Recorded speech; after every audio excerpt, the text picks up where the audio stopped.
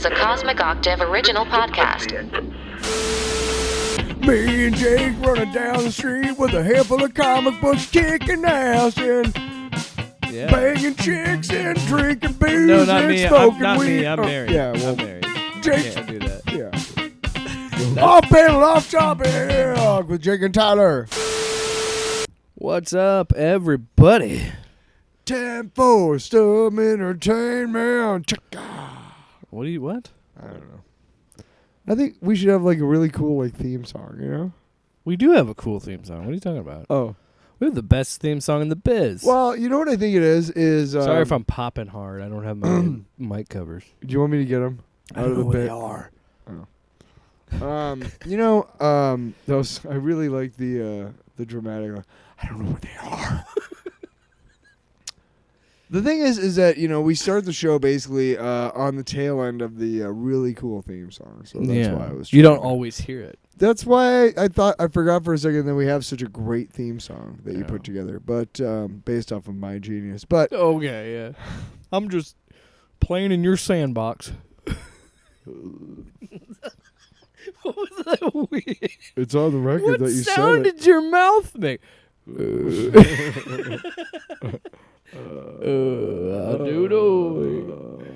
I think we hit a record. Sounds good for me.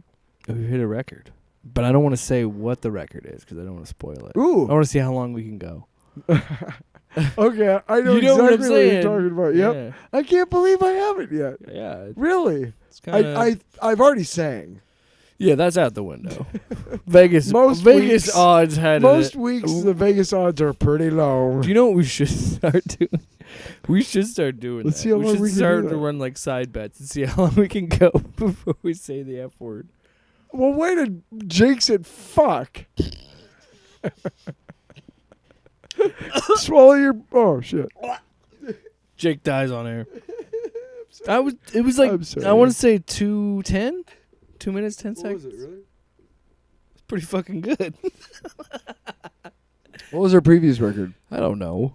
It just started tonight. History starts So tonight. it's what 210? As of Wednesday, April 24th, 2024. 2024. The record is 2 minutes 10 seconds. Fucking A. Current history. We're gonna start over. Fucking A. Yeah. So that's for. Honestly, I could have gone for a while, but then when you said the F word, I was like, well, fuck. This is a great opportunity to make a joke. Yeah. I could have kept going forever. Forever. I work in radio, man. I know how to not say fuck. I just prefer not say fuck. I want to just fucking say fuck. You get it? Listen, if I'm going to work in the business, I want to work in the business. This is why nobody where I can say listens to the fuck. show. It's too harsh right away, man. You can't just You be think there's a lot of people who slinging have- F words at really? people, just throwing them like a fastball. That's the problem, is that I am kind of inured to the word fuck. And what I mean by Tyler.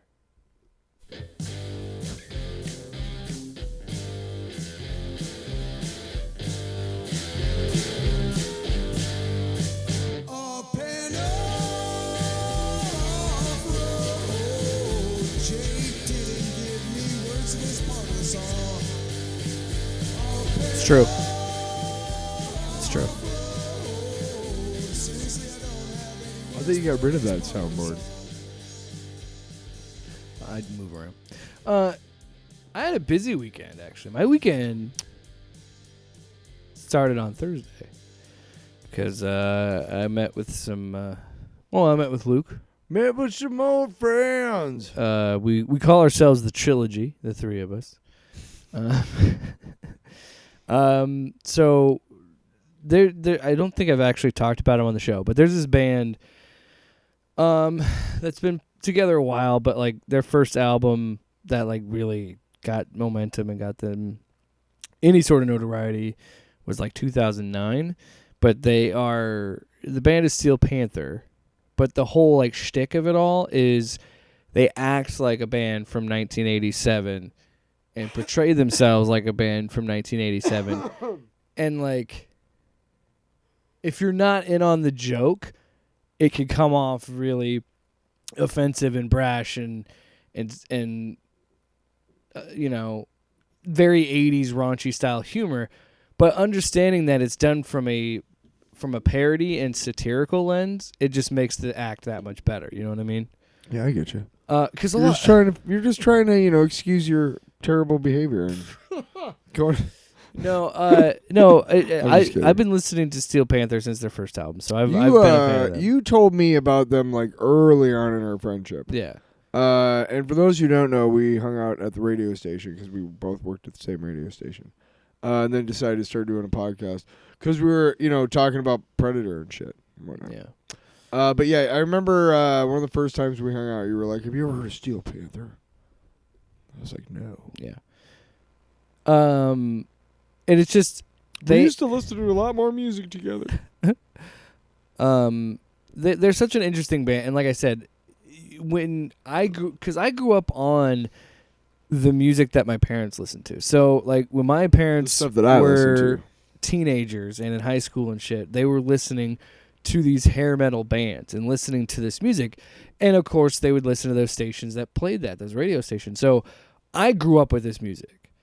And you came around, it was like classic rock at that point. And I had a affinity for hair metal because I never, being at the time that I grew up in, I understood what that whole era was, and it was just everything was bigger, everything was louder, everything was raunchier, and to see that portrayed in such a funny way of being like literally every song by an 80s rock band was about fucking.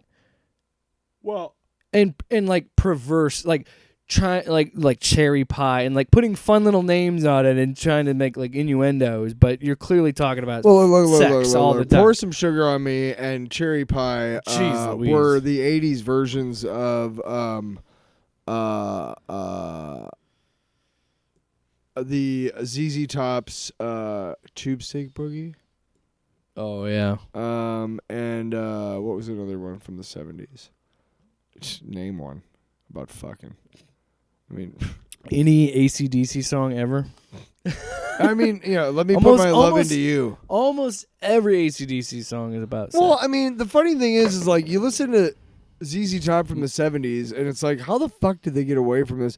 Or get away with this on the radio stations? Because like, I mean, they must have just been like, I mean, shit. Well, they're not really saying anything, but it's clear that they're.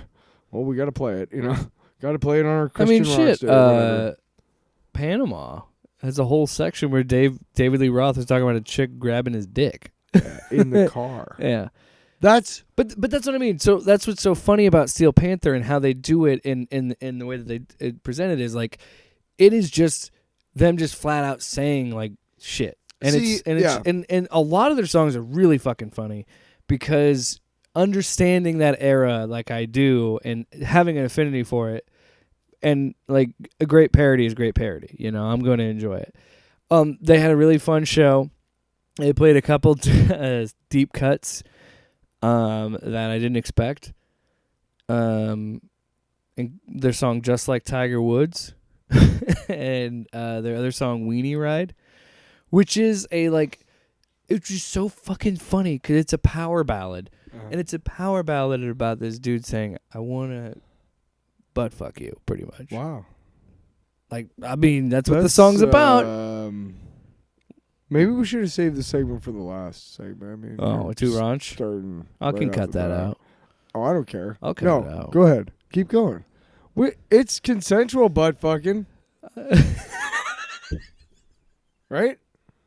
No, I'm just saying, like, it's that's not what I'm talking about. I'm talking about, like, their songs are, like, overly raunchy. Well, to mock that era. Like, you know what I mean? Let me just kind of put it in kind of a perspective for y'all. I grew up, like, in the 80s and shit, and we watched David Lee Roth just be a fucking nut. Like, on MTV and shit. Like, say shit like this, do shit like this. Fucking Def Leppard, fucking all these. What I mean. It's like all these bands, Poison, Warrant, Winger. Shit, I don't want to talk about Winger just because she's only 7. Yikes, guys! Right? Yikes. That's what I mean. If you're not in on the joke, there's a band called Faster Pussycat. That's what I mean. If you're not the Itch You Can't Scratch tour. if you don't have that context and you're not in on the joke, you won't enjoy it. And look, I don't think it's for everybody. I think Steel Panther is either I think you like him or you don't. it's kind of a blue cheese type of thing. You like him or you don't. There's no I kind of like him. All I'm saying is it was a really fun show and I had fun. Like fun. Then I saw. Did you kiss the glove? No. No, sorry. Smell the glove. Yes. From Spinal Tap. I'm sorry. I knew I understood the reference. I'm sorry. And then on Saturday, I went to see my cousin wrestle in Kansas City again, so that was fun. He was in it was a Extreme Rules match. So was there he barbed wire? He hit a dude with a chair. His partner got pile drive through a table. Why? Because it's pro. Why are we doing this? Because it's fun. Okay. Dude, I was gifted a front row ticket. No, that's awesome. So you got to watch, but I'm saying listen, I don't know. Ow. I didn't buy a ticket. Oh yeah, he got hit with a kendo stick. Steel girder. I don't know. He had some red. He didn't bleed or anything, but there's some red marks on his back. He got whooped, but it was good because he got some good licks in. He got his shit in. They got their shit in, and it was a good match. That's like asking me why do I make music? No, it's my fucking passion. That match. What am I that match about? is what I like to describe as a train wreck, but in a positive way. Yeah. It's it was a complete train wreck, but I couldn't stop watching it because I'm what is happening? The best wrestling matches they start off with maybe it's a tag team match, right? Yeah. And that's 4 people, and then 3 other people somehow come into the match, for whatever reason, and all of them are it's the soap opera aspect of it, but there's also ass kicking. Yeah. Which is cool. Yeah. Everybody loves ass kicking. Oh, so anyway, that's enough talking. You know what really kicked some ass recently? What?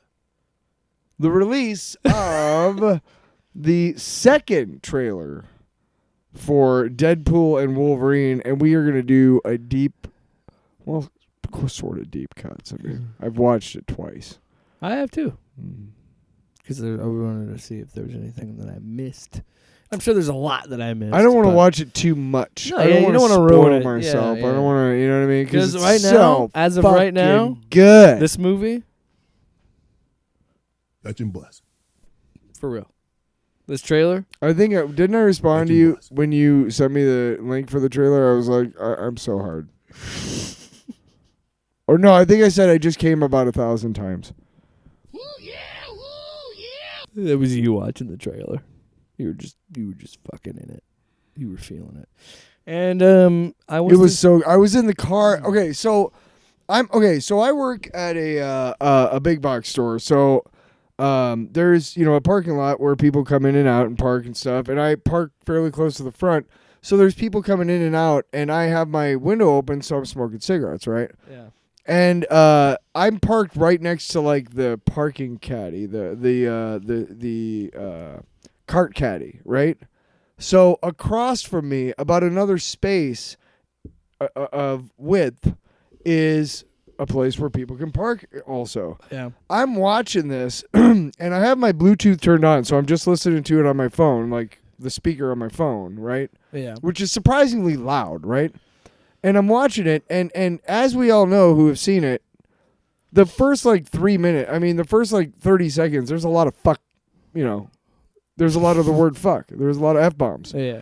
And this lady comes and parks, and she's got 3 little kids, and I literally after a second or two, I was I paused it, and I'm I'm gonna wait till she gets all the way out and gets started towards the store before I start watching this again, because I do not want to be the reason why her kids are fuck. There are a lot of fucks in this trailer. Yeah. Fuck words. But I gotta say this real quick. First blush, I loved that they seemed to say to themselves, Feige wants a Deadpool movie, we're gonna fucking give him one. And I love that it seems to be that he pretty much greenlit everything. Yeah. Which is cool. That's really cool. if I'm a parent of a kid who loves the MCU, Yeah. I don't know how I deal with this because I mean it's going to be part of the story, but there's a lot of, you know what I mean? No, I think this is fine being R-rated. And It think, has to be. No, and I think the reason Feige said yes. I mean, one, you've already crossed that line with Deadpool and Wolverine in their last movies.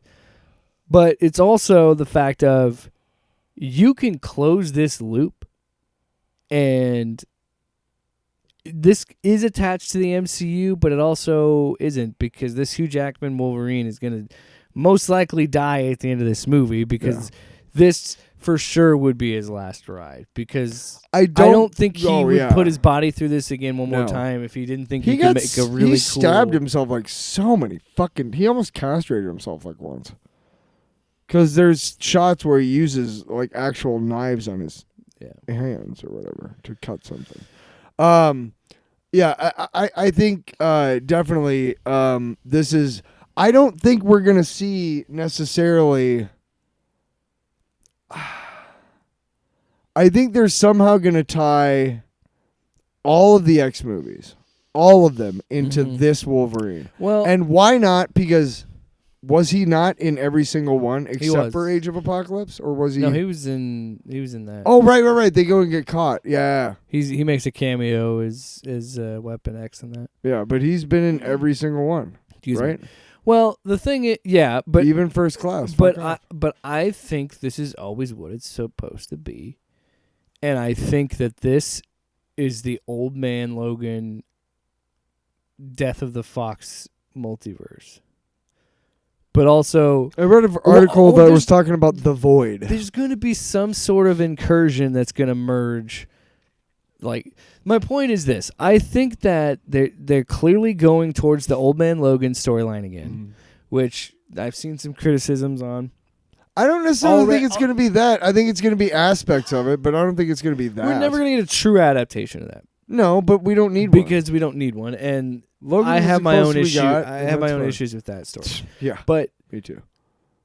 This is the thing. So Marvel has, I think there is something to this, a little bit more than I thought in the first place, because there's something to this Wasteland universe, because I listened to their scripted podcasts, and they had a whole sorry, I didn't mean to pop my mic. They have this whole series where they have Star-Lord comes back to Earth, but it's, he's old. An older Black Widow, Old Man Logan, Doctor Doom, and there's they all come together as the Wastelanders. Yeah. So there's that storyline, right? That is attached in a way to that Old Man Logan universe, because there's some things they keep from that in those podcasts, but they change some things here and there. They make tweaks. And I think Marvel is trying to set up some sort of... Because they love doing this multiverse thing. I wouldn't be surprised if they're trying to set something up with another story in the Wastelanders universe, in the Old Man Logan universe. I don't know. I don't know if Deadpool ends up here at the end of this movie and stays there. I don't know what that means, but I don't think this is the last we'll see of this Wasteland universe. Because everybody... I read an article that said they were they were going to Battleworld, a version of Battleworld, which is what showed up in Secret Wars, both versions. Yeah. What one article I read talked about all of the mutants that you can clearly see in front of the head, the Ant-Man head. And first of all, holy fuck, Pym Falls, which is probably going to be Lang Falls, but the fact that we have that visual, where because why wouldn't it be Pym Falls in their universe though? It could be Pym Falls, yeah. You know what I mean? Yeah, it could. It could be Hank Pym. I think that would actually make more sense. But again, that's such a cool visual in the comic, and then to finally see that on the big screen, because we have never gotten a true Old Man Logan storyline, because Logan was its own, and I've said multiple times how great that movie is. I love what that story was. But it's also really cool that we're getting our cake and eating it too. Yeah, cake. And getting a version of that story with Deadpool in it. And we give Ryan. He's tying that into, I mean that moment in the trailer when that song is blaring and he's like, "I've never saved. I don't have any experience, but you have. Yeah. Like, I need your help. I've never saved a universe before, but you have. Yeah. That is just like, here's the one thing that they're gonna bring to this movie, obviously, but is heart. Like, you're not gonna be able to tear your eyes.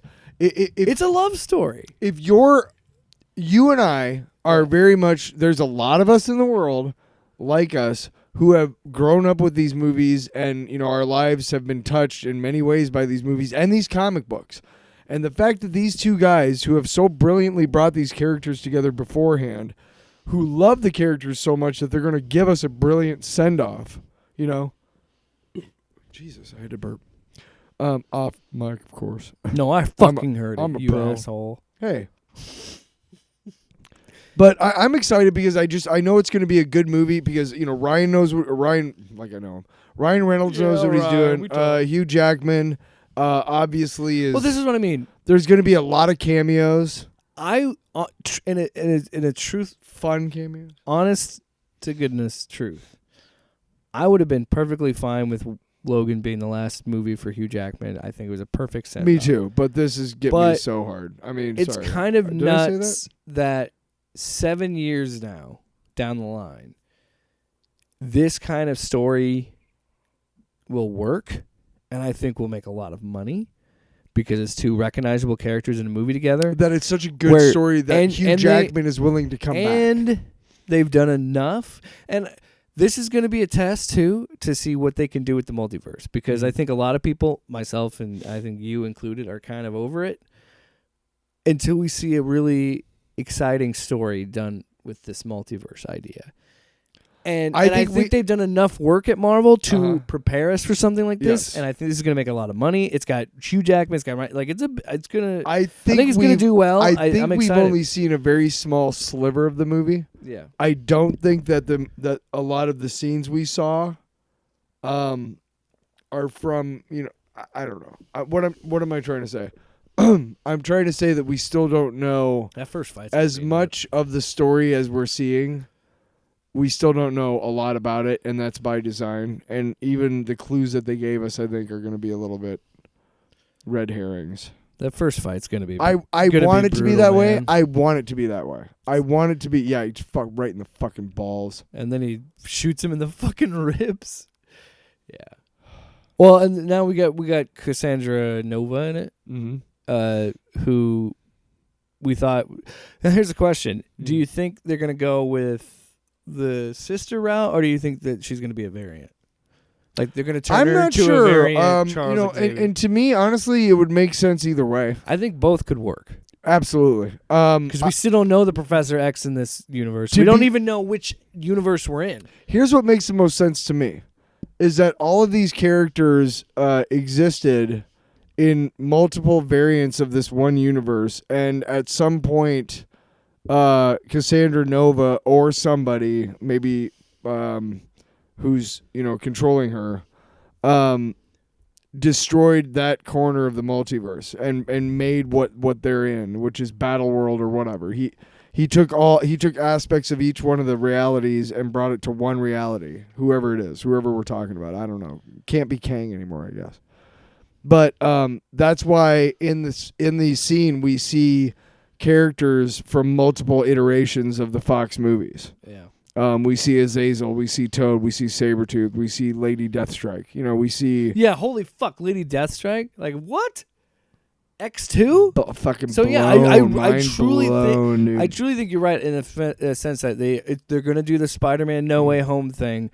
Or maybe it was Cassandra Nova who took all of those aspects and... They're going to bring in all this Fox shit, and I think this is going to be them... You see the 20th Century Fox logo under the sand, right? Yeah. Yeah. They fight in front of it. That's the first fight. You're right.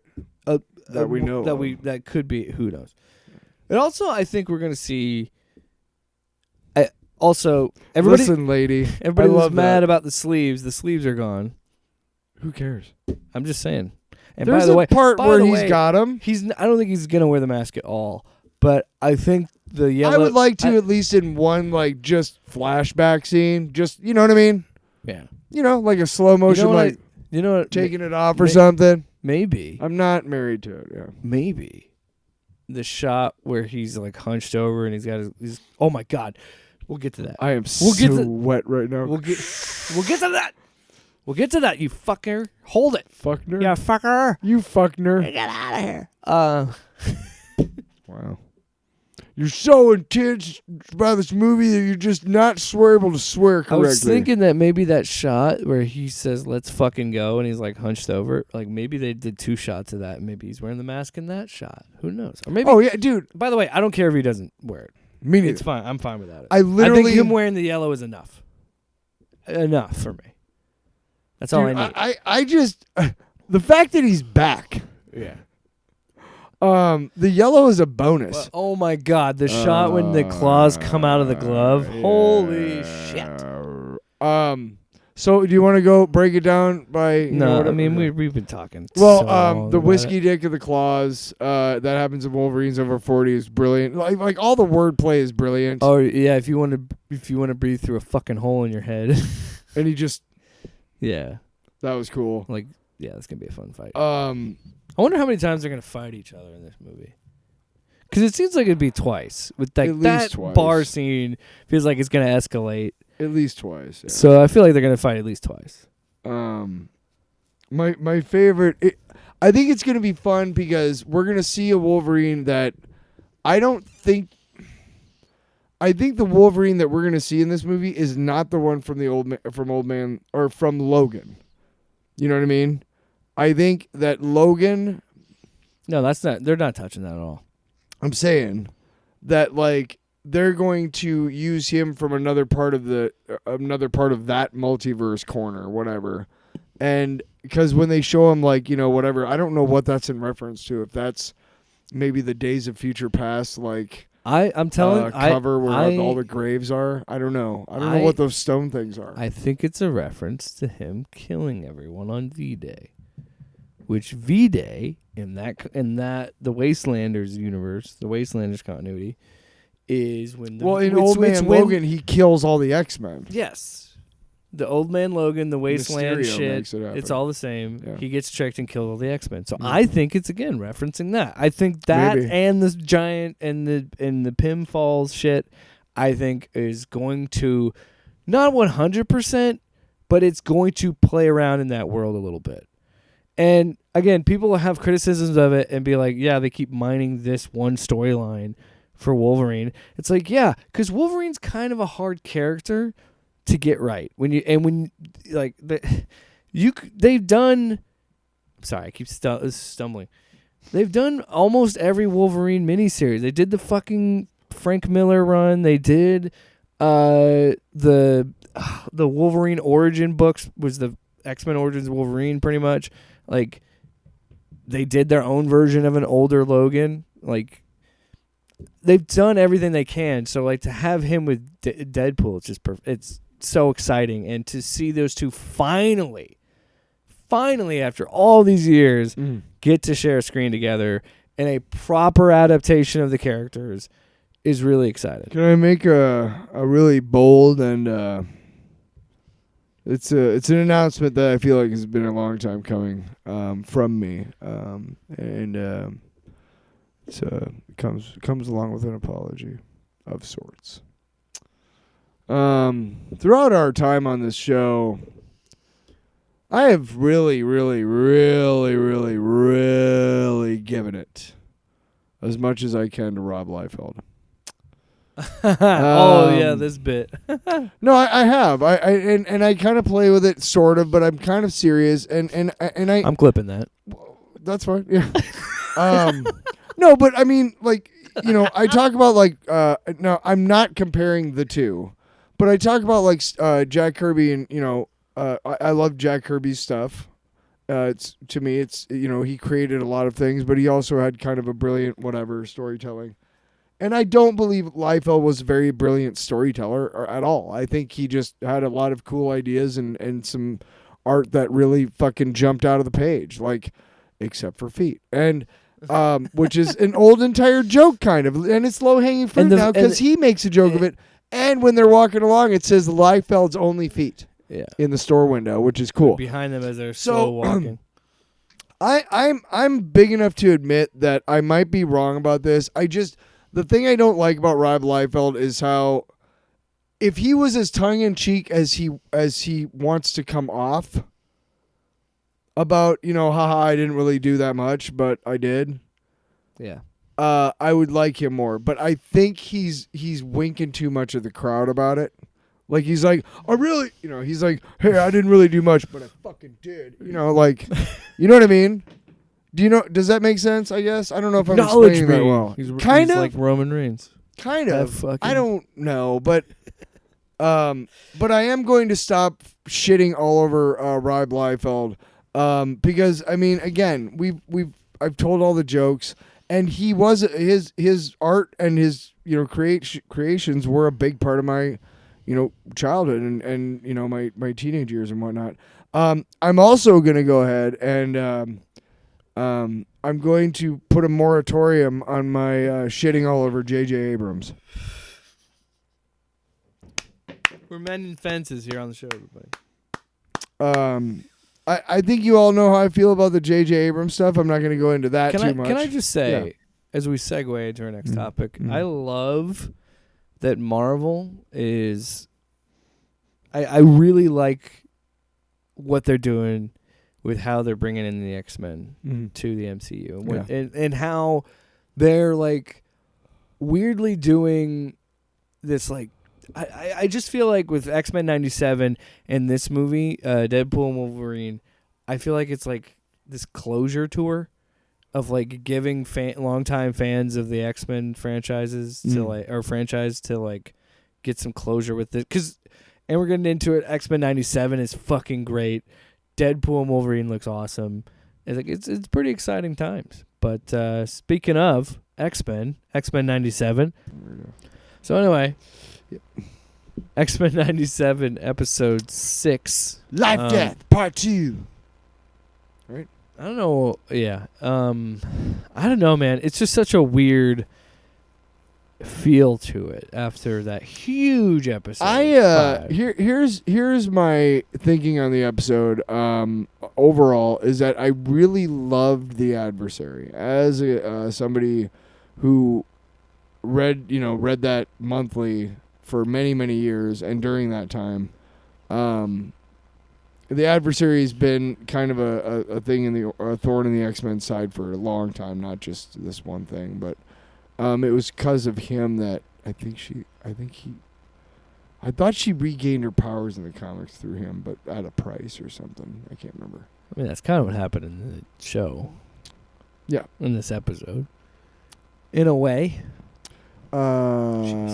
But I really liked the way they animated him. I really liked the voice work. Yeah, I love the voice. The writing is really good in this episode. I mean, it's always good, dude. But the dialogue is really good, and the way that it's delivered, and the coupled with the animation of what they look like, it's just really, to me, it's just a top-notch cartoon, and the best stories play with the continuity, Yeah. And this story is an adaptation of the comics. It's not straight out of the comics, but the fact that they're using so much of the comics like lore. I mean, and that's what the original show so did. Cool. Original show did, and and it's again someone who is like again. I keep saying again. Stop it. Again. As I've mentioned on the show, I have just recently started to pay more attention to the X-Men and read more about the X-Men. Yes. So I didn't have a lot of knowledge of the Adversary, to be honest, but I understood enough of what was happening to kind of piece it together. And I known that the X-Men had played with magic and sorcery and shit like that before. So I was like, okay, whatever. It didn't like at any point like take me out of it. Like, what the fuck? I'm like, dude, there's some weird ass shit in the X-Men. I learned to accept that. But like, I really love that storyline. And honestly, this episode for me drags a lot when it deals with the Charles Xavier shit. Yeah. And I personally think, in my opinion, I would have loved it just to be Storm storyline. Stone. And then at the end, do the tease with Professor X. You know what I mean? And then we can do a story that fits better with that. And you can spend the next episode talking more about... Because I don't know. Yeah. I just feel like Storm's story Well, was so much more interesting and had Sure. so much more momentum But that I was more invested you in forget that Professor X's story starts with a really fucking cool space battle, dude. Yeah, that was pretty... That was pretty fucking cool against the Kree. Like, I mean, that's Oh, and we get Ronan the Accuser just like there. You know what I mean? my Like, God. but that's the Imperial Guard, and that's like their own superheroes. So seeing all them was like fucking Yeah, cool. Gladiator and all that so shit. fucking cool. And then but Deathbird. And having read I just wanted to make a quick point before you got into that, because I want you to go off on Deathbird because I don't know anything about her. Okay. But honestly, reading the Defenders comic, and we'll talk about the 5th episode later, or 5th issue later. Reading that and getting to the issue where it talks about archetypes, Yeah. and then to watch this Yeah. and see the archetype of who Gladiator is and like that, and like to see that was kind of fun. And it is. I mean, I always love it when Gladiator's Marvel basically does Superman with a mohawk. when Marvel does the like I love it when they get into their cosmic. But he's shit. not. He's when not. they get like into their cosmic shit. Can I finish? Sorry. Can I finish? I'm done. I mean to say that Gladiator has all the powers of Superman. He's not, Yeah, he's and I good. think he's actually more powerful. But Oh yeah, okay. well, I think he's stronger. Yeah, because overall. power levels are real. But he's not like Superman at all. He's not like benevolent. Yeah, he's a douche. Yeah, he's kind of a fucking douche. But Deathbird is Lilandra's sister, and she really made more of an appearance during the 90s when Jim Lee came on board. And there's a very famous splash page of her, and it's almost a pinup in her battle armor and stuff. Yeah. And that face, the Jim Lee face that he made for her, you know, the face that Jim Lee drew Yeah. in that particular splash page, pinup, whatever you want to say, I could see it so many times in this episode. Yeah. There were so many times that she was clearly represented, like, and the design of that character in this show was clearly designed off that. And I think almost every I remember like years later in the comic books, you know, an artist would be drawing the book and didn't have the chops that like Jim Lee did, and he was clearly trying to like channel that picture, Yeah. that art style for her at least. And it was like, Yeah. dude, so bad. Like there was a point I know where I was reading a comic book and this guy looked like he traced the exact like she was standing in a doorway, and so he traced like half of the fucking splash page, and it was like, dude, just you're not a good artist. It's okay. Honestly,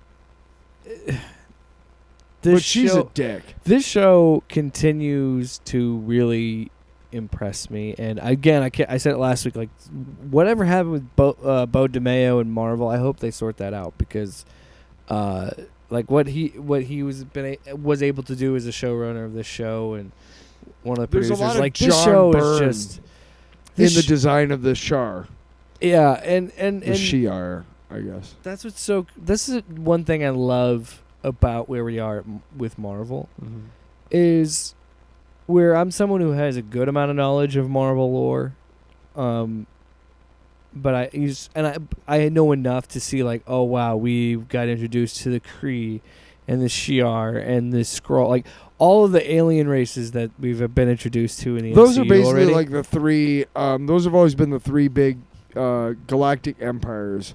The But Kree, the Skrull, and the it's Shi'ar. it's just crazy to think that we've been introduced to that before we were like introduced to mutants.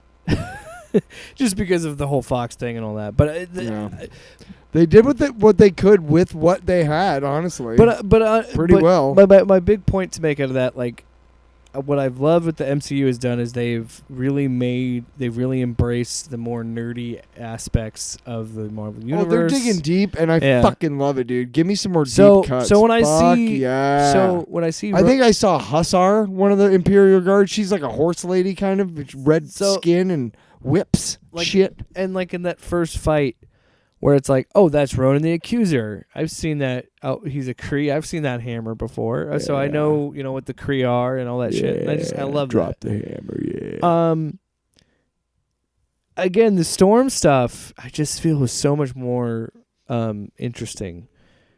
This whole episode, and again, I'm not saying that I didn't like the Xavier stuff. I don't know. I'm more concerned with what's happening with the X-Men right now because we got left on such a shitty cliffhanger of episode 5 and we're trying to figure out what timeline we're in. This episode was heavy on the intro of like shit that was not in the last so clearly we're going towards Bishop and Cable and all this future shit going on. My thinking was that and to see all this stuff I'm like this feels like filler a little bit. Well, hang on. My thinking not was the Storm stuff. But remember, up until this episode, we think Professor X is dead. Okay? Or did we know that he was with the sheriff? I don't know. Okay. But I had the... he was gone at the very least. Right. So hang on a second. So this is cool that he's doing well, that he's walking. You know what I mean? That he's doing well. That's kind of cool to see. The armor that he's wearing is from that same Jim Lee storyline that I was telling you about. The one, I think that storyline led up to the storyline where... which was had to do with Magneto and Asteroid M, which is when Claremont quit because he was like, "Fuck this Jim Lee guy." I don't know why. Anyway, but it was a really cool story because again, they showed a lot of deep cuts from the Marvel universe. A lot of the design of the Shi'ar and the Council. What was the old guy's name?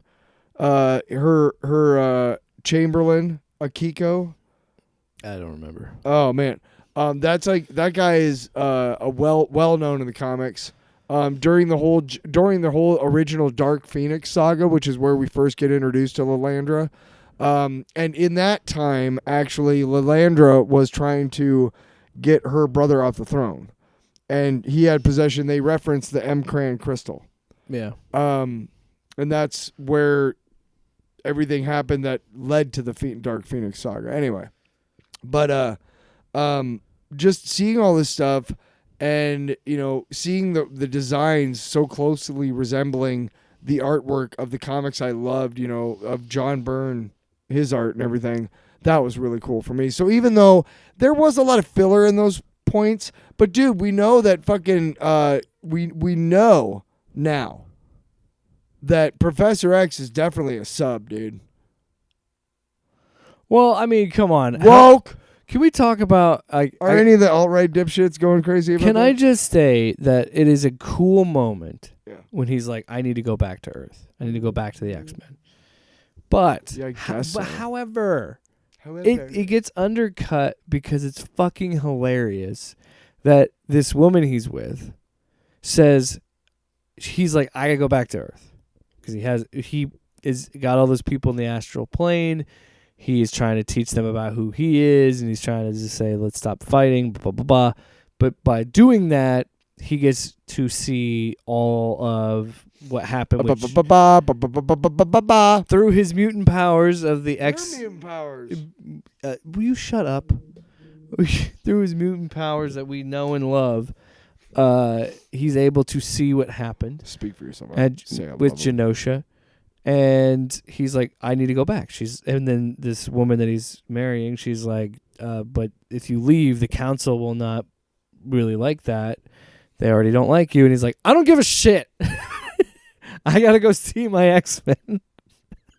Which, again, I just think is funny because people tend to forget Professor X is kind of shitty sometimes. Actually, he sucks most of the time. Kind of a dick.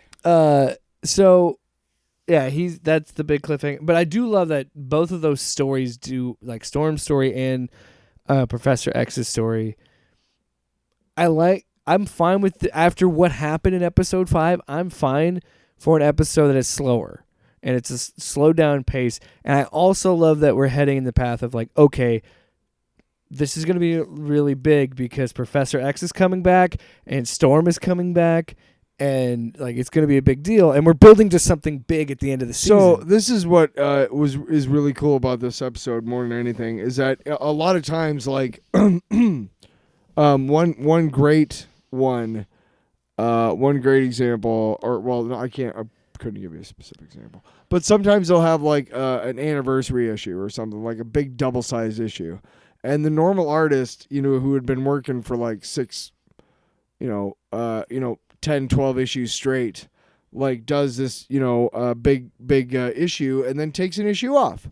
And instead of like having a guest artist come in, they'll have like, just a different story, kind of an interlude that doesn't have anything to do with anything before they get back to whatever the cliffhanger was in that anniversary issue, right?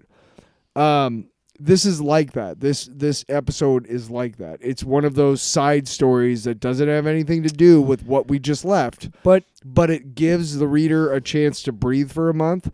But it also heightens the tension because you're like, what the fuck happened? And we're moving these big chess pieces into the conflict. We're bringing in two powerhouse mutants in Charles and Storm. The 200th issue, anniversary issue. It's not the 200th issue, but it's the whatever.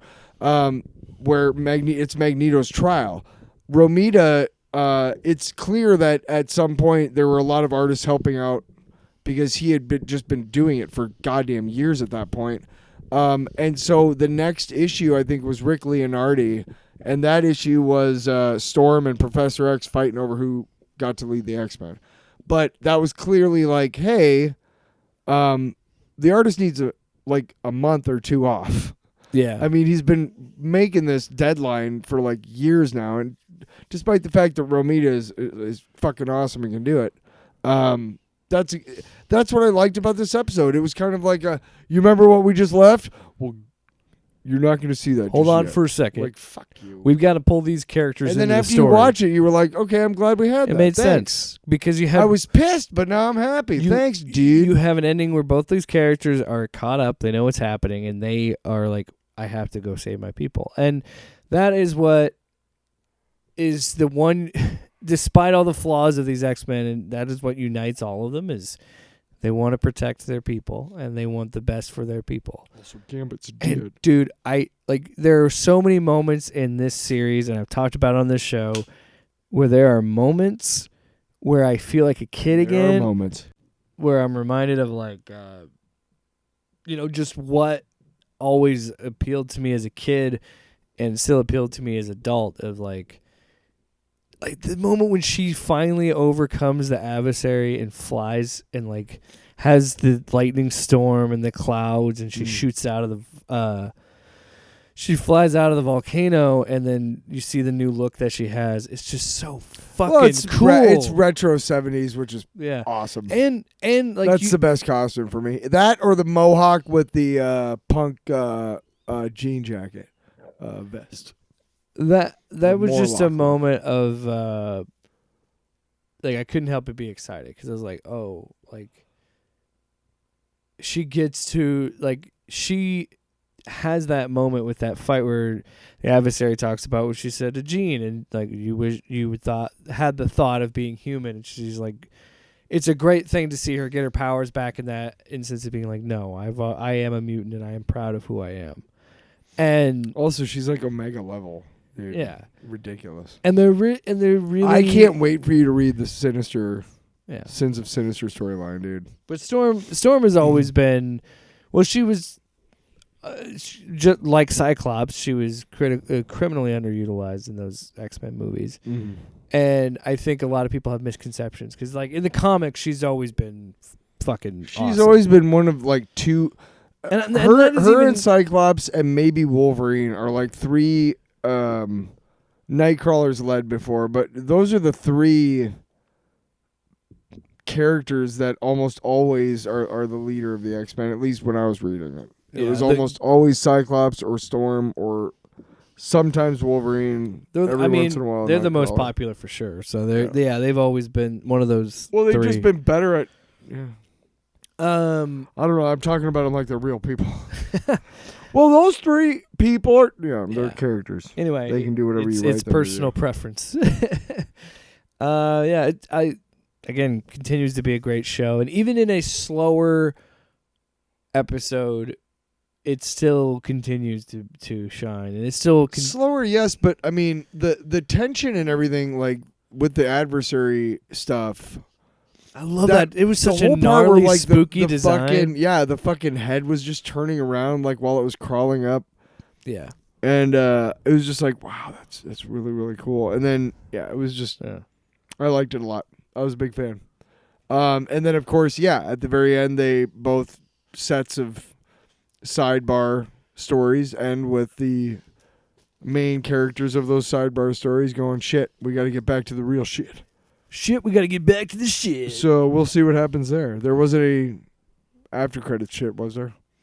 I hope they're not doing after credits shit in an animated movie.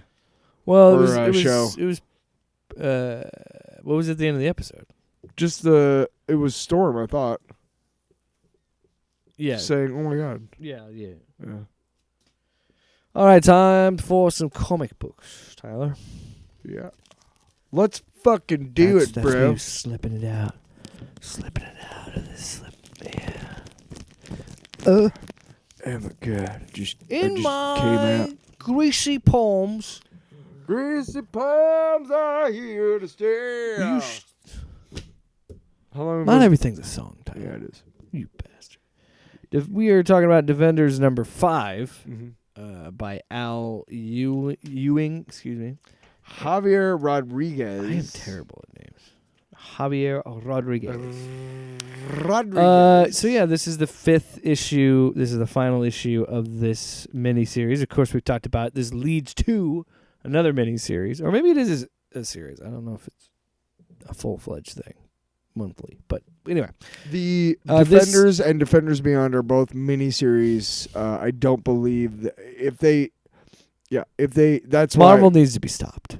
Because they're mimicking their own fucking movies, but it says the Defenders will return. Actually, they're mimicking James Bond. That was close. I ripped that. Actually, I don't know if that was the first character that did that, but that was the first character I remember doing it. Is that at the end of a James Bond movie, they would say James Bond will return, and you'd be like, "Oh, cool." Yeah. There's going to be another James Bond movie. So this is you would think. This whole issue, because each issue of this series has been from different characters of the Defenders' perspectives, but this one is actually told through the perspective of Doctor Strange, which is strange. Most of it, there's not the whole story, but majority of the story, it's through the perspective of Doctor Strange. But there's a reason for that, because we get a reveal for who the masked Raider, who he is in this book. Who is he? So when you first read it, did you piece it together before it was revealed who he was, or did it make sense to you when it was revealed? It was like, oh, of course.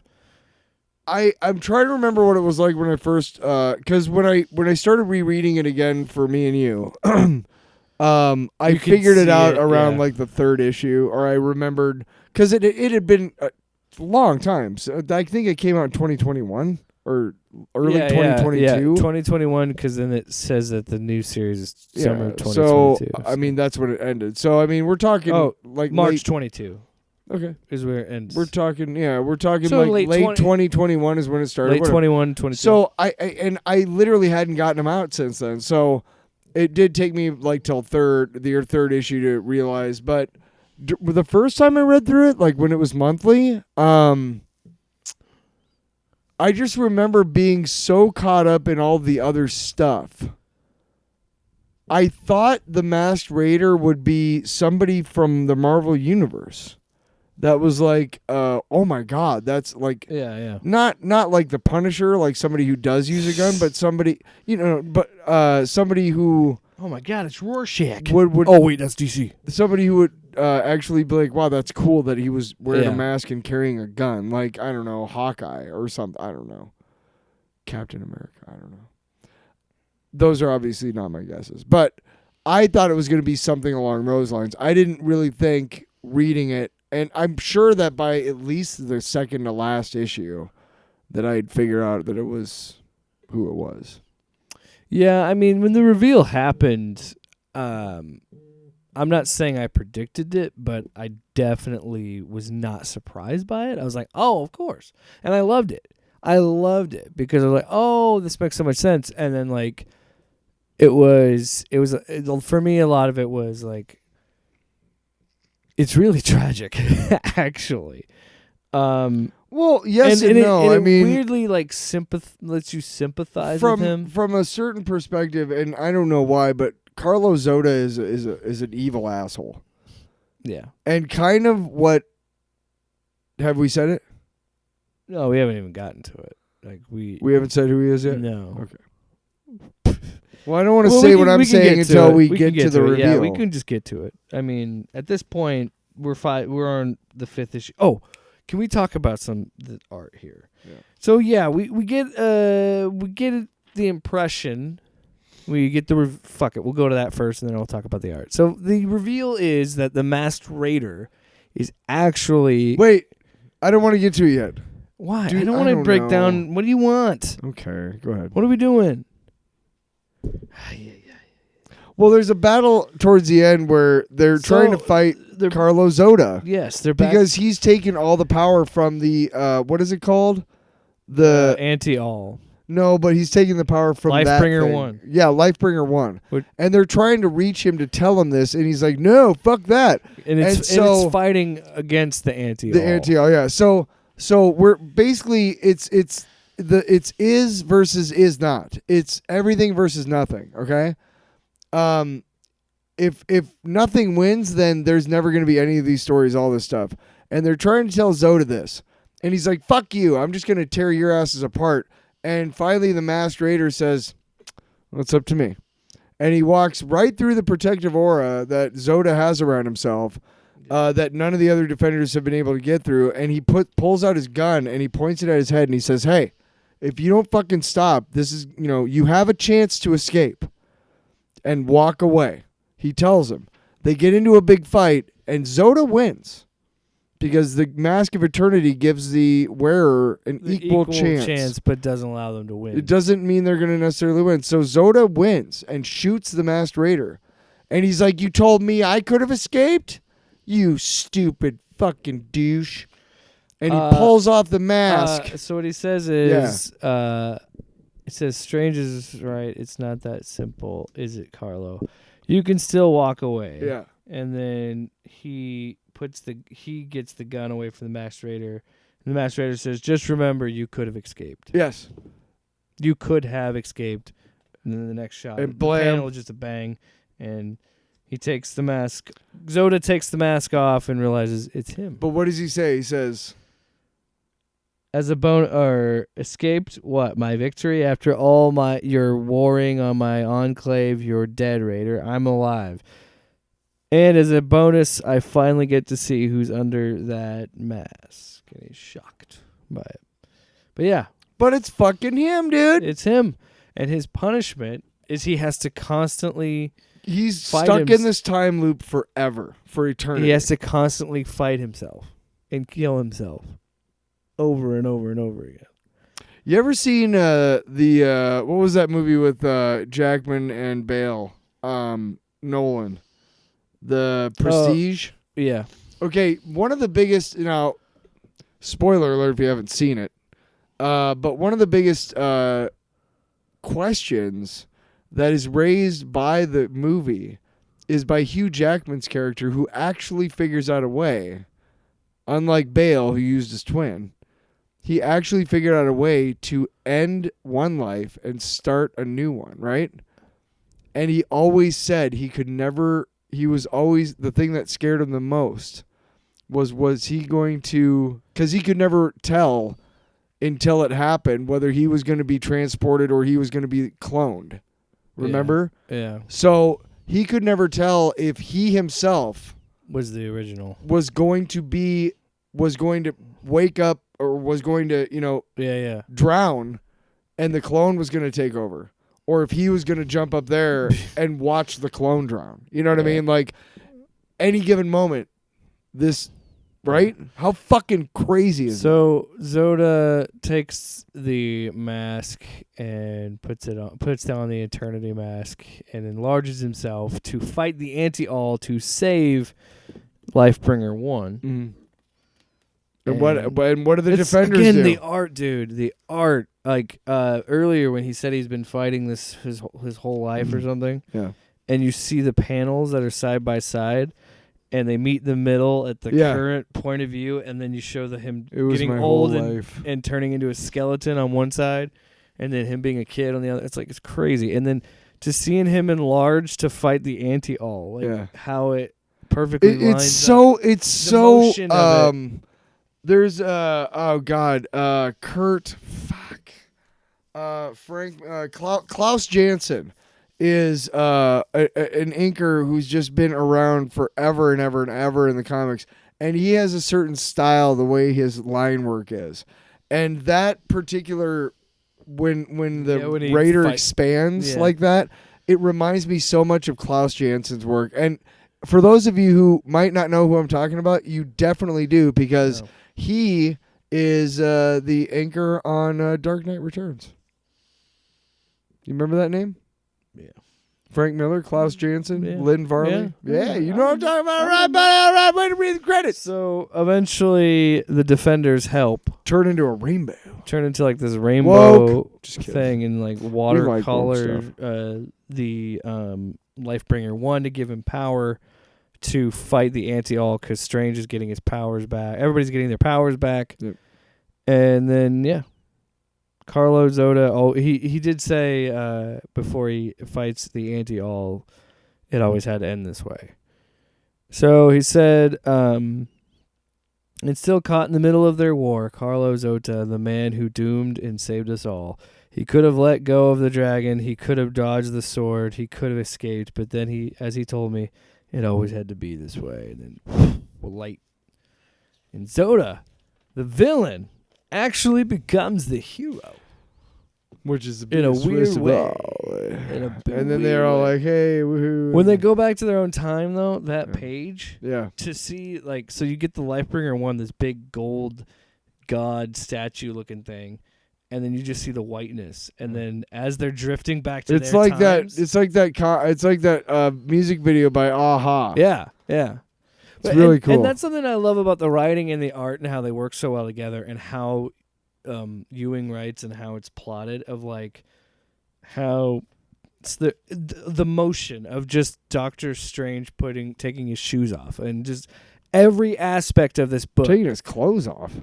He's sitting down. He's relaxing. Oh, shoes. But the big twist at the end here, not the big twist, the big cliffhanger, is Doctor Strange has got the Eternity Mask, and he's got his little thing to call I will tell you really quick. Yes. I really like this series. Yeah, I'm glad.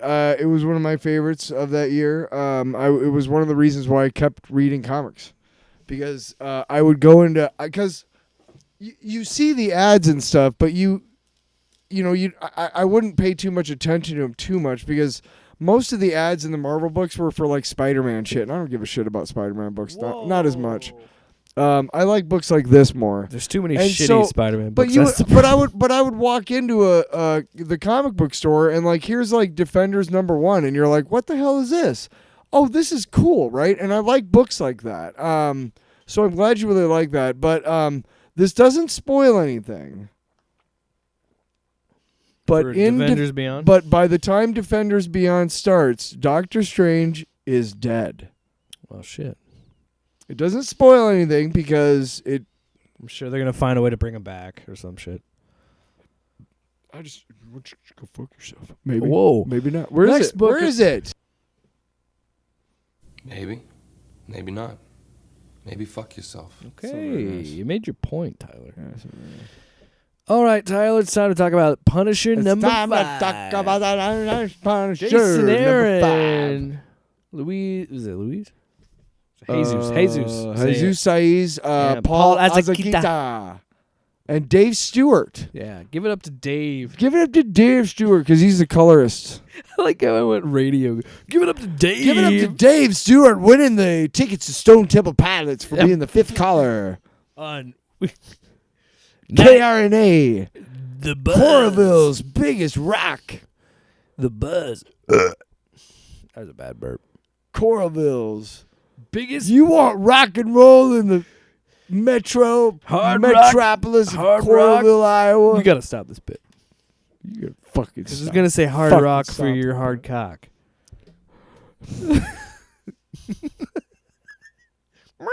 But it says. instead instead of saying cock, it'd be a rooster. well, where are we at in the Punisher book is that when we last saw him, he had just shown up to his wife, and he's covered in blood, and he's like, "We gotta go." After she had killed the hand members that have the black and white of the Punisher, she said she killed their family members. families, and the last thing we see is her staring at him, or him staring at her, and then the next page is him going, "Yo, we gotta go. I think I did something bad." I've made a horrible mistake. Yeah, I might have killed everybody in the compound. But when he just goes off on her is nuts. Yeah, so he Slices her in half. tries to cut her to pieces with the. Yeah, and then she turns. Oh yeah. So then she turns into like this weird tentacle monster thing. Well, she's a demon. Clearly, she's not human. What?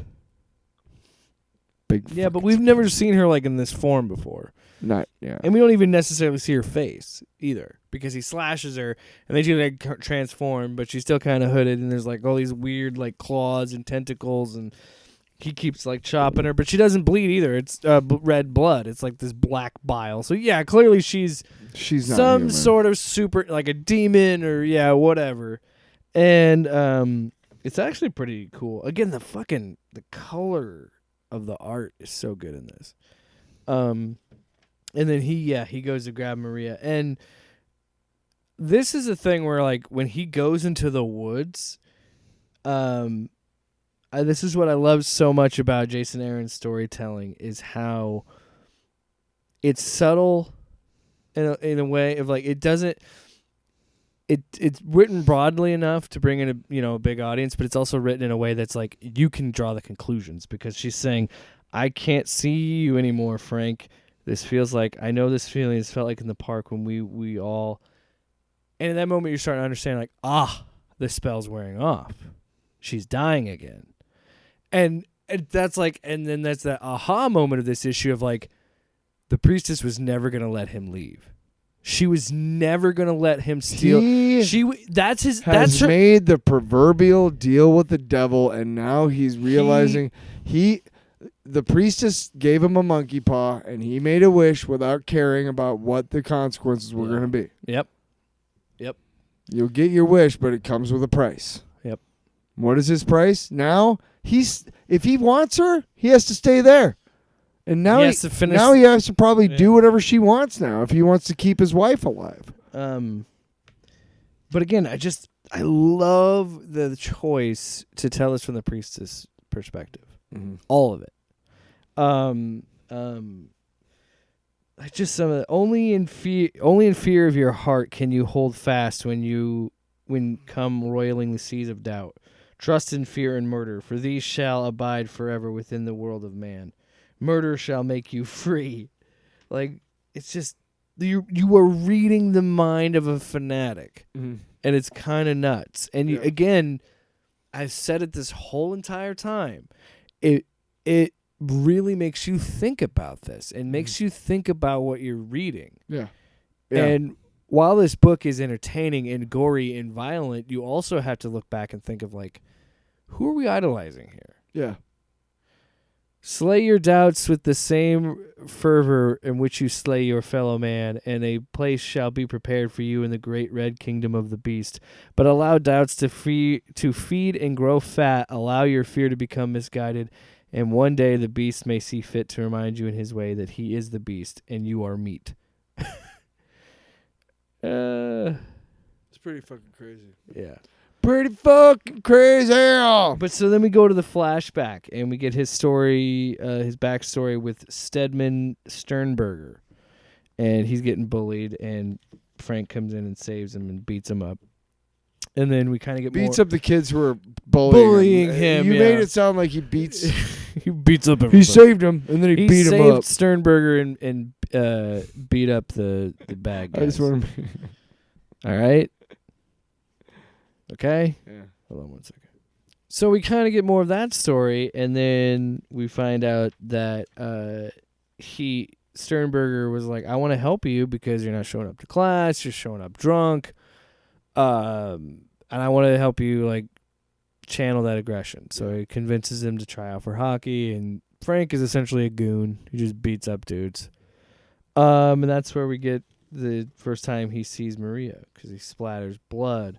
And fucking this section, like this issue of his backstory, where he talks about Maria in a way that in the way that Aaron rewrites and like retcons and rewrites Frank's story, and how he constantly, I think the changes in the retcons that he makes are interesting, and I think, I'm not saying they're retcons. Actually, you know what? It's not a retcon. It's adding to their story, I guess. I don't. Because you know what? I don't think they've ever really gone into. I think you're right. This is what's great about this series. No, and I'm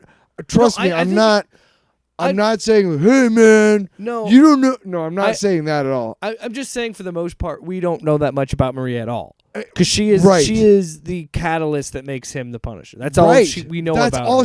Right, and you fucking just nailed it. All throughout this motherfucker's history, dude, all of it. His wife and his kids have always been a means to an end to make Frank Castle into the Punisher. And how did he become the Punisher? They had to be brutally murdered. Okay, is that all they are, though?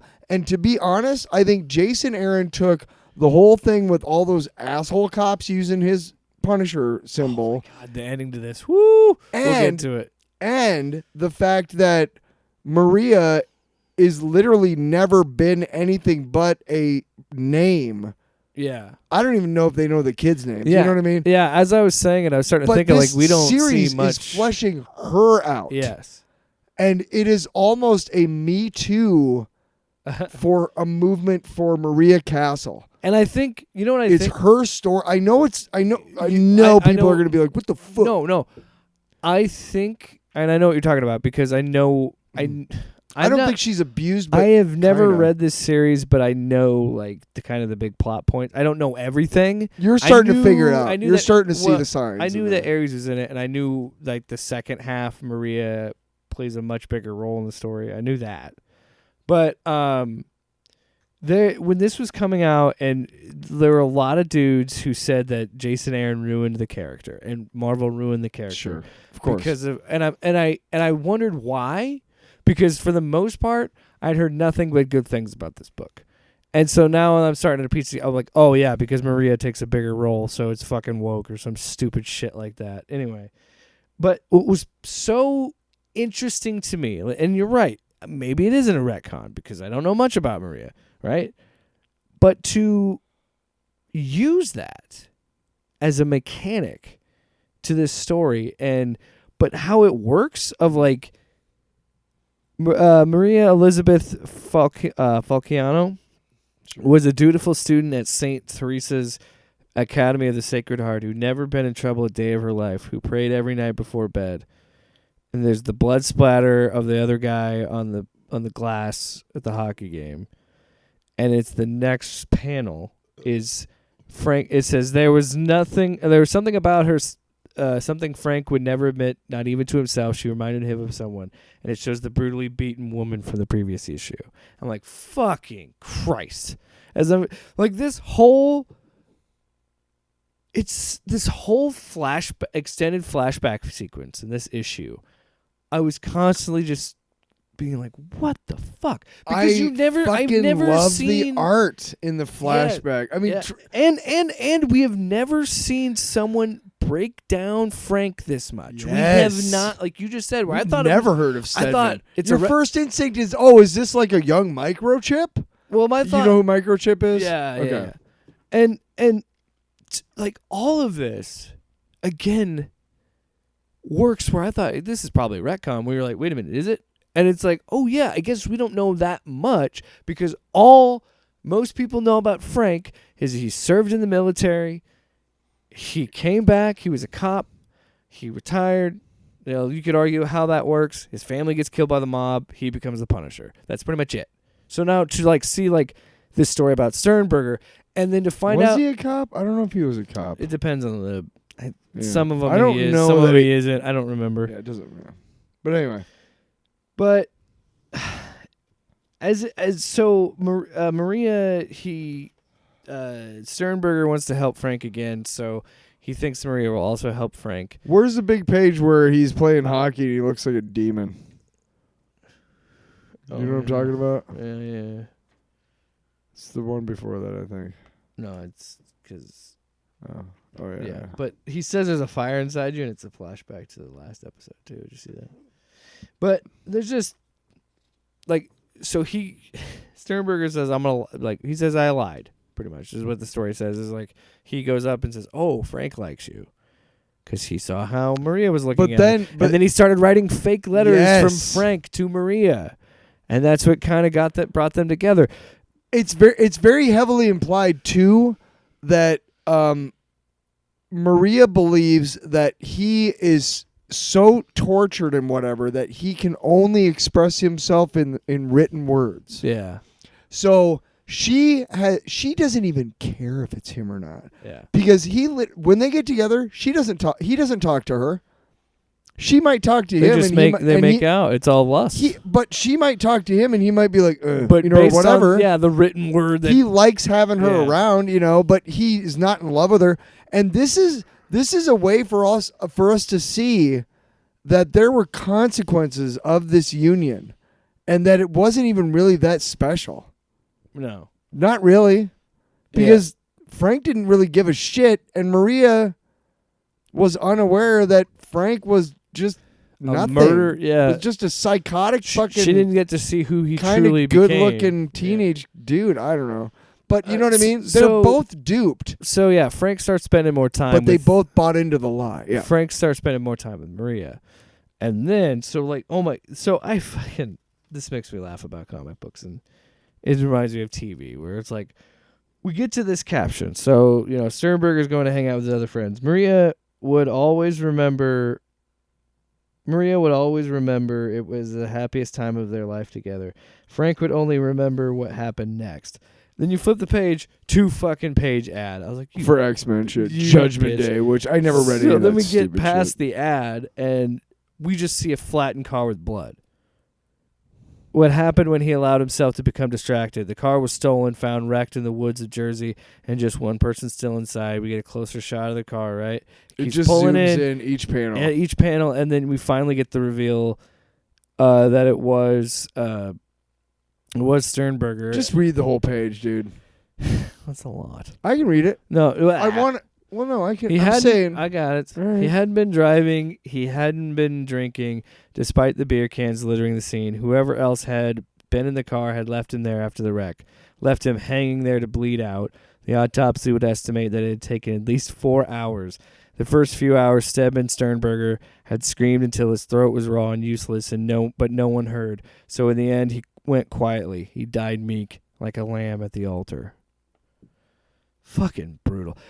When I was reading it, I went, fucking Christ, is what I said when I read it, because I was like, that it's such a jaw-dropping page turn. And then the next, and this is what I love about this story of showing and not telling, where he calls up Maria and talks to her, and he pretty much, you see him throw some things into a fire, you see the little devil, so it's like, oh, he found those guys and killed them. Yeah. So then he tells Maria that he's joining the army, and then there's 2 panels of nothing, silence. Yeah. And I fucking love when books do that. You know what I mean? I love it when they continue to lean on this being a visual medium and taking the time, taking that extra panel before we get any dialogue. And then he's like, yeah, did you hear what I said? I went in this morning and she just says I'm pregnant. And again, I know that they have kids together, but even me, I'm like, Jesus. Like, his friend dies, he murders those guys, and then, I'm pregnant. Like, what? So then we see the priestess come back, and she's in her human form, as if nothing happened. Whatever the hell you are, when this is done, I will kill you so that you stay dead. And then she does like air quotes back to him, when this is over, oh, I've missed you, my lord. And she has like this devilish look of like, I got you, motherfucker. When this is done, so you are going to do what I want you to do. As much of an evil fuck as she is, dude, I love her character so much. Right? She's such a good villain. She is such a good foil to him. Because there's parts where you want to believe that she really is doing what's best for Frank. And she controls the power dynamic. Every time he tries to take control, she slaps him back down. Oh, go ahead and leave, but she's going to stay dead. You want to keep her alive. But the big thing to me was the ending to this whole thing, and again, just really like I don't even know what the word to say is, but it's like a complete reimagining of this character. There was a moment. No, let's get to the end of this. And he accepted it was truly. Trying to find it. He's pretty much saying that he can live with those lies, the lies that Maria. Because who really knows if they really loved each other? Yeah, and she says, in that same moment, I realized that the Punisher knew how to lie, even to himself, and this I knew he would make a most excellent fist of the beast, and so he shall. Like, fucking, she's so good, because she, again, is such a foil to Frank, because she's such, like, a mustache-twirling villain. It's great. If his lies don't get him killed, is how she ends that. And then we see awesome visual of, like, the Temple of Ares, and then, like, a crashed helicopter. And then, yeah, that panel at the bottom, where he just gets sliced. This is, again, what I love about Aaron. It's a slower issue, and then the build-up to the end is like classic action movie where it's like he have made contact. It's definitely him. And then the next panel is that dude's getting his head fucking chopped off. It's literally like his head and his hand are up, and then there's space, and then his wrist and his neck. Yeah, it's just, like it's so fast you don't even see the blade. It's so great. It's just dead. And then he comes in through the smoke with a Hulkbuster gun and the fucking samurai sword. But the best part of this is, again, how much of a douchebag Ares is. I hear you, Frank. Rejoice, for your God has heard your prayer. You are lost, my child, beguiled by the servants of the beast, but through the power of war and the grace of Ares. And he jumps out. And he's wearing the fucking Punisher. Classic logo battle armor. Douche. The Punisher shall be redeemed, which could not be the biggest splash page of a "you're the douchebag" than this. Fucking incredible. Right. And I want, as crazy as this all is, and how the more and more I read it, the more I don't like Frank and I don't like the Punisher. I also want him to fucking beat the shit out of Ares because he's a douchebag. Yeah. And I want him to fucking kill the priestess. Ares is a representation of every fucking douche nozzle out there who has a pair of fucking testicles on his truck. Just you guy, man. You. We're talking about you. You guy, man. You know what I'm talking about, though? You know who you are. You know who you are. You must be out of your goddamn mind. Yeah, ciao. Continues to be an amazing series. Can't wait to finish it. Yes. Can't wait to read the next issue. We are because he finally gets to fight Ares. We are going to only go through with the Punisher for at least a month or for at least a week or two. What? That's what you said. I thought we were going to finish the run. Yeah, I know. I'm saying just that. Yeah. You want to keep doing 2 books? Do you think I got time for 2 books? What I got? You know what time I got though? But what? Fucking long. I had a stroke. Yeah, what happened to your brain? It's a long box. Hey Tyler, what's going on with the long box? Well, there's a movie that I saw when I was a lot younger. Laddie. Huh? Are we lad? Are we what? Forget it. Continue. There was a movie I saw when I was a lot younger. My when I was young, my mom really liked Tom Selleck. She still does. And he was on, Magnum PI, and he was on, various shows and whatever. But he wasn't really like a movie star. He was pretty much like a TV guy, You'd see him in movies from time to time. He had great breakout hits with 3 Men and a Baby, and then I think it was 3 Men and a Little Lady was the next one. He had modest success, whatever. But in 1990-ish, 89, 90, he partnered with this guy who was a producer of the Lonesome Dove television series, and it was his first movie, and it was called Quigley Down Under.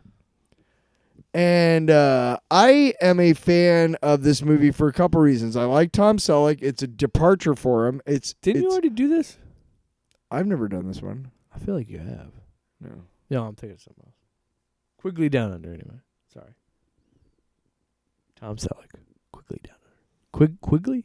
Quigley Down Under. And he Quigley. stars as this guy who's like the best shot in the world. And this guy, Alan Rickman, actually. This guy, Alan Rickman. He's the villain in this. And he's chews the fucking scenery. It's great. But he's this owner, Marston, of this giant ranch in Australia. And he put out a thing for people to... he's basically like, hey, if you can come down here and help me get rid of pests, in the outback, then I'll pay you really handsomely just for coming down and listening, So a lot of people have come down to look, and this guy, Quigley, is like, wow, I can't believe he actually came down, and he demonstrates how great he is.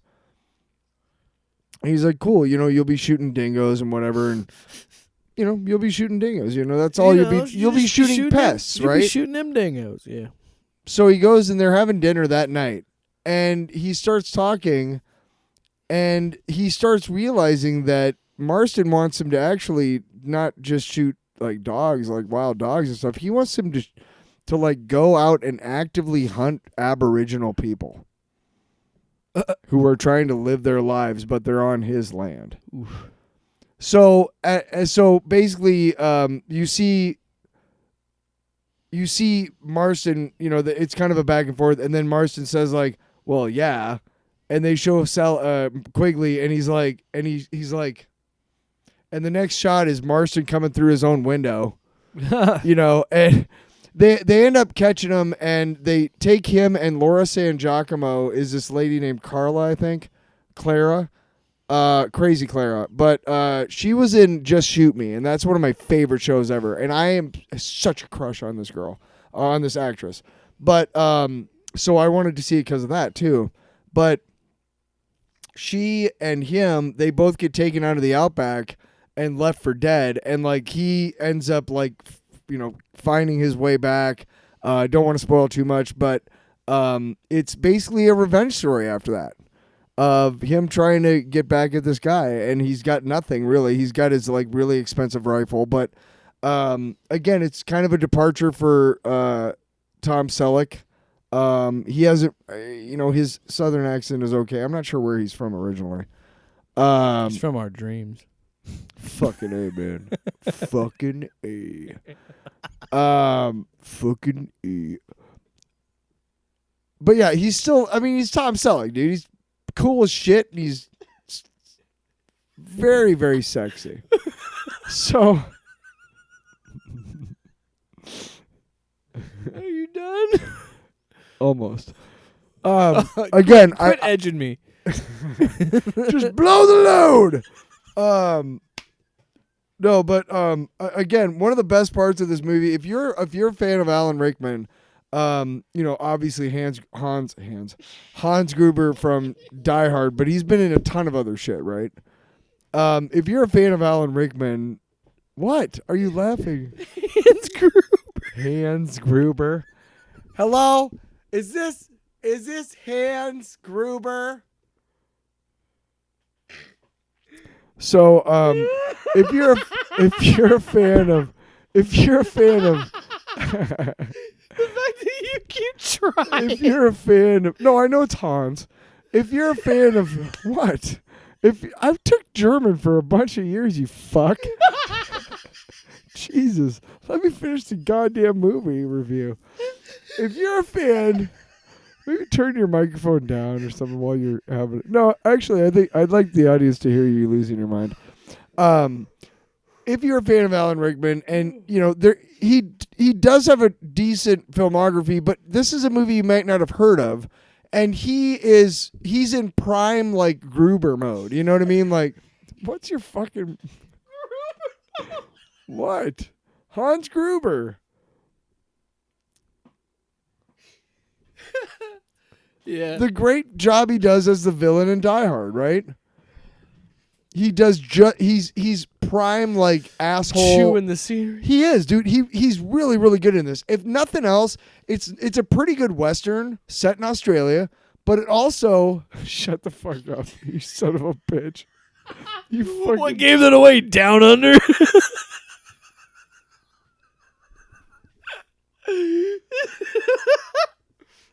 Oh my god, I got the gigs. But yeah, it's a pretty good Western in and of itself. But if you're just a fan of like watching, if you just want to see Hans Gruber do his thing in the desert, Fuck you. like in the outback, kind of.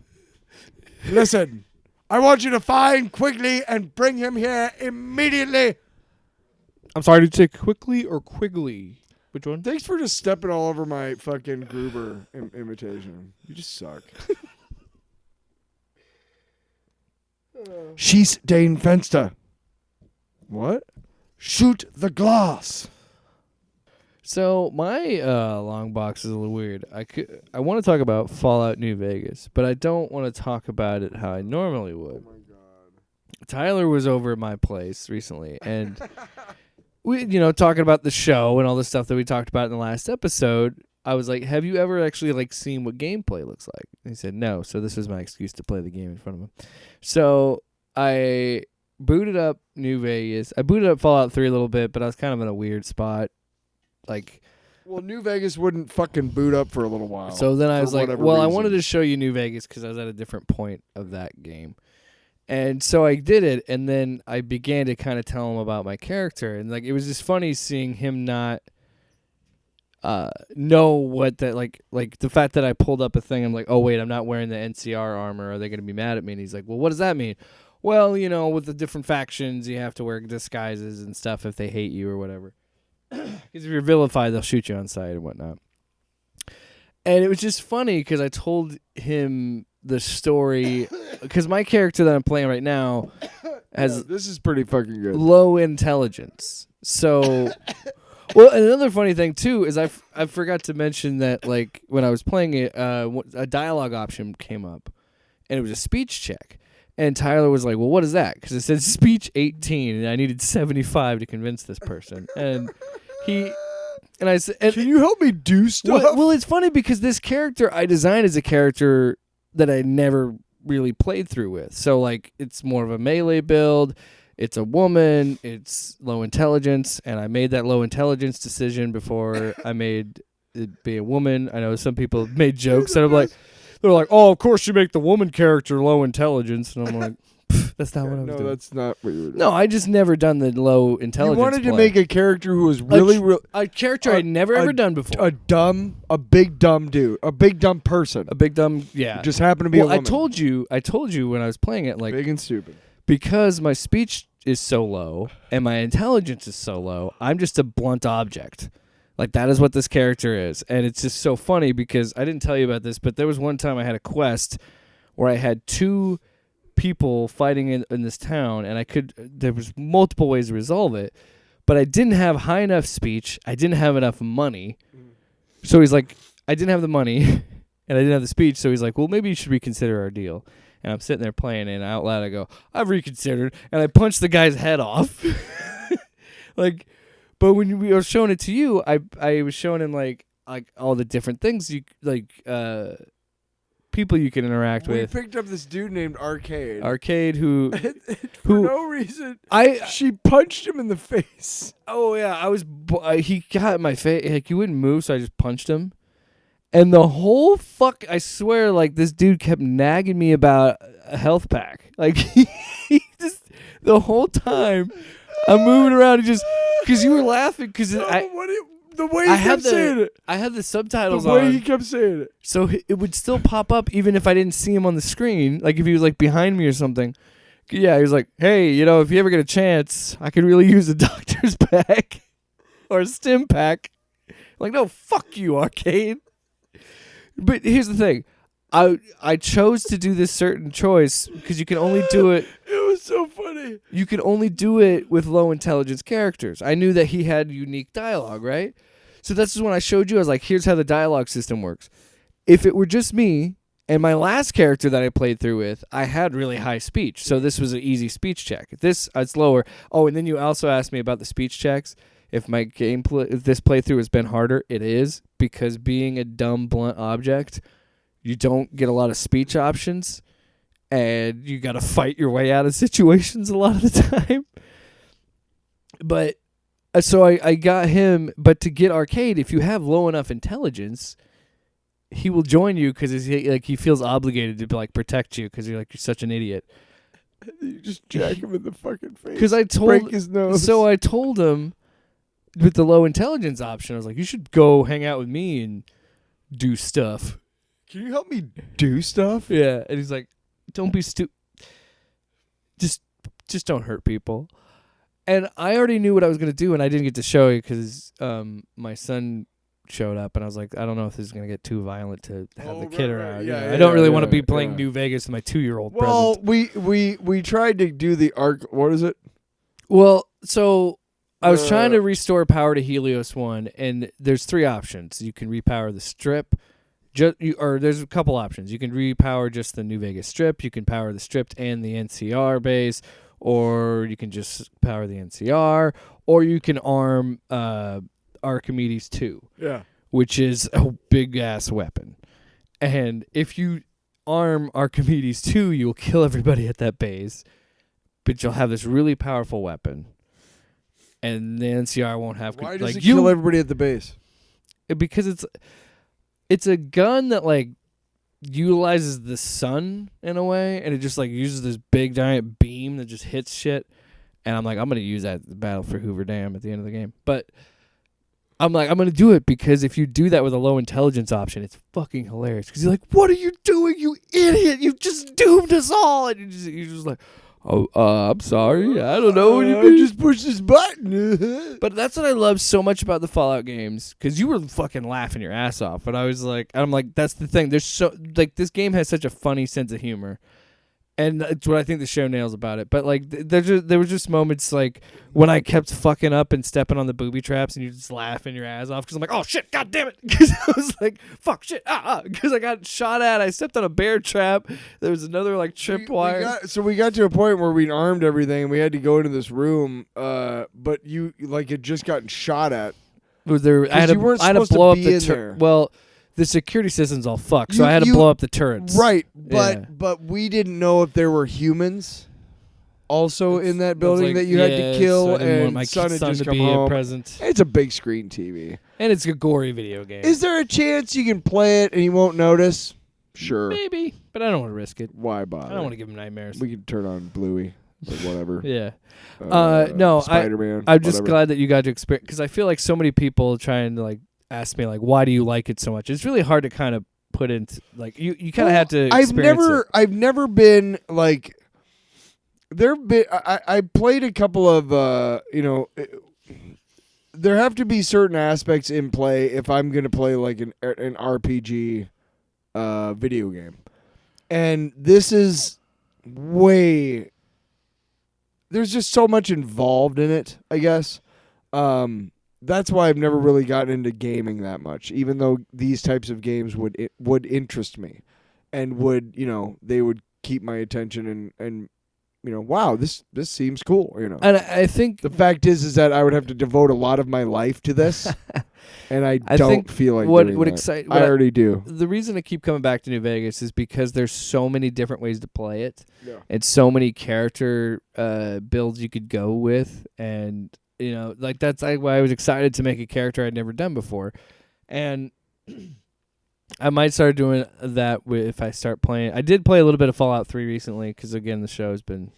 Which, by the way, that because of the show, like that game, those games are selling crazy. It's almost like a really good adaptation drives the sales. Halo, you bastards! All right, Tyler, I think it's time. I think it's time we Wrap this fucker strap them on. Strap them on, jump out the window. I mean the airplane. Strap what on? Air parachute. I was like strap on. What? Strap on a parachute. Jump out of the airplane. Yeah. That's totally what I was talking about. Yeah. Now it's weird, huh? Well, you got any plans for the weekend? Well, I think the implication that might be like a strap-on dildo, which is obviously I was talking about a backpack, dude. What the fuck are you talking about? Oh. That's disgusting. Oh, the cocaine line in the Deadpool trailer is funny. Yeah. The sample guy at work gave me a crystal. Some cocaine? He gave me a Crystal Light. No, it was one of those little packets, for like, putting in your water and whatnot. And he's like, you ever had one of these? He's from New York. He's like, you ever had one of these? And I'm like, no. But I'll tell you what, I'm going to take it out to my car and cut it into lines and pretend I'm in my 20s. All the fun with none of the consequences of perhaps dying or your heart stopping. Snort some lemonade. Wow. It's not cocaine. You just cut it out of the lines. Off panel, off topic with Jake and Tyler.